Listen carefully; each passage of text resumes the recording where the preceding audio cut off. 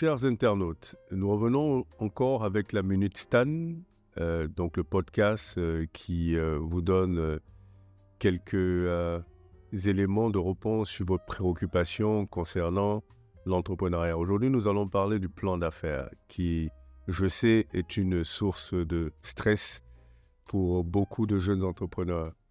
Alors, voyez le plan d'affaires comme un document qui sert de carte d'identité de votre entreprise ou de l'entreprise que vous allez créer. C'est cette carte d'identité qui va permettre à votre interlocuteur, que ce soit un potentiel partenaire, un potentiel collaborateur, un potentiel financier, de comprendre là où vous voulez aller. Quel est l'objectif de votre entreprise? Qui seront vos clients? Comment vous allez financer? Comment vous allez établir la culture d'entreprise, la gouvernance de votre entreprise? C'est ce que vous avez compris les enjeux de votre secteur d'activité? Qui sont vos concurrents? Quels produits ou services allez-vous mettre en place? Comment est-ce que vous allez communiquer sur cette société et le produit que vous proposez? Quelle sera votre politique de branding? Quelle sera votre politique de marketing?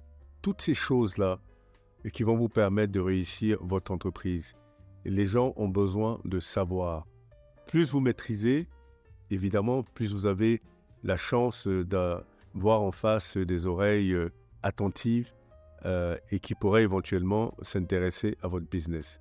Voyez ce plan d'affaires comme, si vous voulez, une façon de mettre sur papier ce que vous pensez de comment vous allez vous organiser.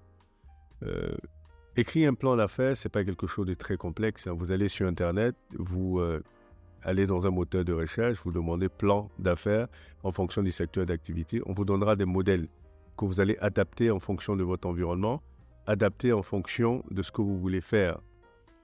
Et le plan d'affaires ne s'écrit pas en une fois ou en une journée. Il peut s'écrire sur plusieurs semaines. Vous mettez les différentes rubriques. Quand vous avez une idée, vous venez, vous écrivez. Ainsi de suite, vous faites un brouillon, après vous le mettez au propre avant de le partager. C'est extrêmement important de discuter de votre business avec d'autres gens qui sont dans le business et qui ont déjà une expérience dans le business, qui pourraient vous orienter. Et ça vous permettra d'affiner votre plan d'affaires et ensuite vous pourrez le présenter à qui de droit. Et surtout, il faut que vous le maîtrisez au point de pouvoir bien discuter.